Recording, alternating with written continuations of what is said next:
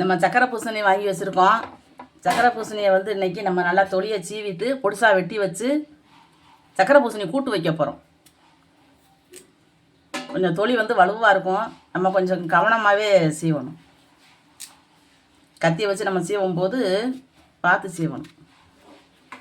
இந்த விதையெல்லாம் அள்ளிடணும்.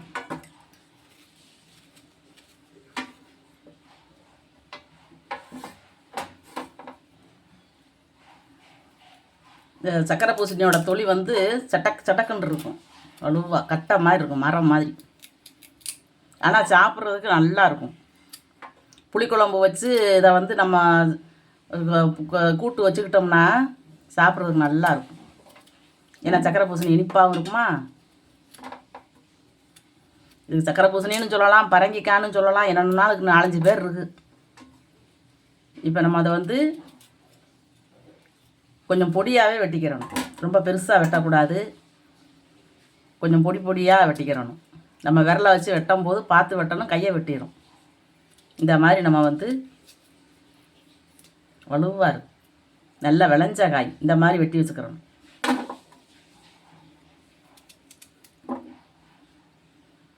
இப்படி பொடிசாக வெட்டி வச்சுக்கிட்டோம்னா இதெல்லாம் வந்து சீக்கிரத்தில் வெந்து போயிடும், ரொம்ப லேட் ஆகாது.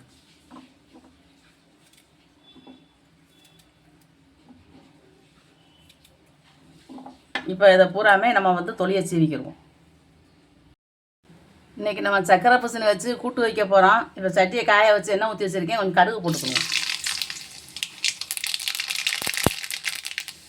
கொஞ்சம் உளுந்து போட்டுக்கிறோம், கொஞ்சம் கடலைப்பருப்பு போட்டுக்கிறோம். இதெல்லாம் வந்து நம்ம இது எண்ணெயிலே வேகிறதுனால நம்ம எடுத்து சாப்பிட்றதுக்கு நல்லாயிருக்கும். கொஞ்சம் அடுப்பை குறைச்சி வச்சுக்கிறோம்.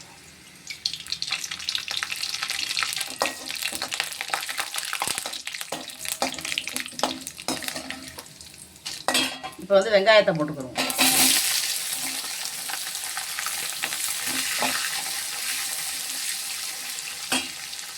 இது கருவேப்பிலை வச்சுருக்கோம், அதையும் போட்டுக்கிறோம்.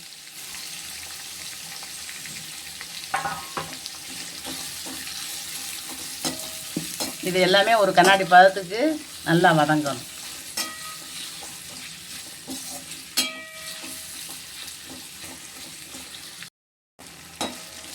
வெங்காயம் இந்த அளவுக்கு வந்து நல்லா கண்ணாடி பதத்துக்கு வெந்துருச்சு. இப்போ வந்து நம்ம வெட்டி வச்சுருக்கிற பூசணிக்காயை போட்டுக்கிறோம்.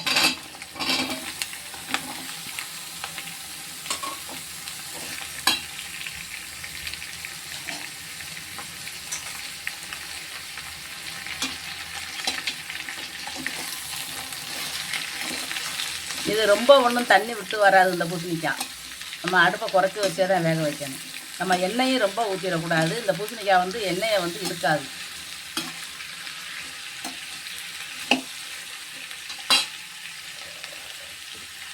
இப்போ தேவைக்கு உப்பு போட்டுக்கிறோம்.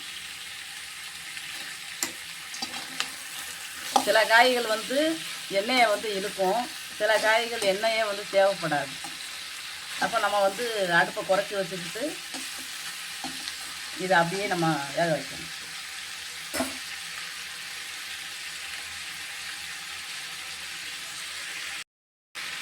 கொஞ்சம் தண்ணி ஊற்றிக்கிடுவோம்.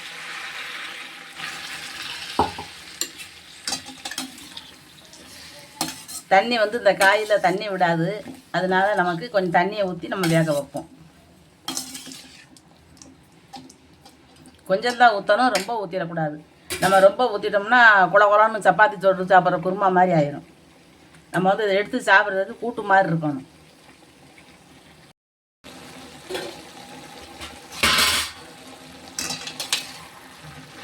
பூசணிக்காய் வந்து வெந்துக்கிட்டு இருக்கு. இப்போ நம்ம மசாலா பொடி போடுவோம்.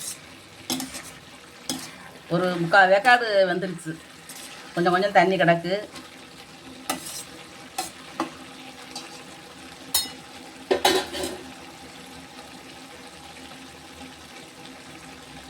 நம்ம கொஞ்சம் தனி மிளகாய் பொடி போடுவோம். ரொம்ப போட்டுற வேண்டாம், கொஞ்சம் தான் போடணும். கொஞ்சம் வீட்டு மசாலா பொடி இதுவே வந்து இதுக்கு போதும். ஏன்னா நம்ம ரொம்ப போடக்கூடாது. நம்ம புளிக்குழம்புக்கு தான் தொட்டுக்கிறதுக்கு வைக்கிறோம். தட்டாம்பயித்து குழம்புக்கு இதை வந்து தொட்டுக்கிட்டு சாப்பிட்றதுக்கு தான். ஏன்னா தட்டாம்பூச்சி குழம்பே நமக்கு வந்து புளிப்பும் உரப்புமாக இருக்கும். இது வந்து உரப்பாக இருந்தால் சாப்பிட முடியாது. நம்ம இதே பூசணிக்காயை வந்து மிளகா வத்தல் கிள்ளி காஞ்ச வத்தல் இருக்குல்ல, மிளகால காஞ்ச வத்தல் இருந்துச்சுன்னா அதை கிள்ளி போட்டும் தாளிக்கலாம். அதை கிள்ளி போடும்போது நம்ம வந்து இந்த மசாலா பொடி எதுவும் போடக்கூடாது. மசாலா பொடி போடாமல் நம்ம காஞ்ச வத்தலை கிள்ளி போட்டு தாளித்து சாப்பிடலாம். தேங்காய் பூ போட்டும் சாப்பிட்லாம். ஆனால் இது எந்த வகையிலாலும் சாப்பிட்லாம். ஆனால் உடம்புக்கு ரொம்ப நல்லது. இது இப்படியே வந்து இன்னும் கொஞ்சம் இந்த மசாலா எல்லாமே இந்த காயில் ஒட்டுற அளவுக்கு நல்லா வேகணும். நம்ம அடுப்பை வந்து கொஞ்சம் குறைச்சே வைக்கணும்.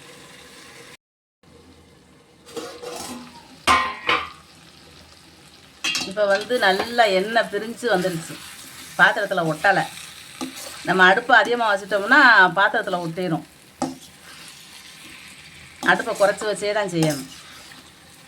எண்ணெய் ஊற்றுனதே கொஞ்சம் தான் ஊற்றணும். எண்ணெயை பார்த்தா இப்படி எண்ணெய் தெளிஞ்சுக்கிட்டு இருக்கும். இந்த காய்கறிலாம் வந்து எண்ணெயே குடிக்காது. அதனால் நம்ம எண்ணெய் வந்து ரொம்ப கம்மியாக தான் ஊற்றணும்.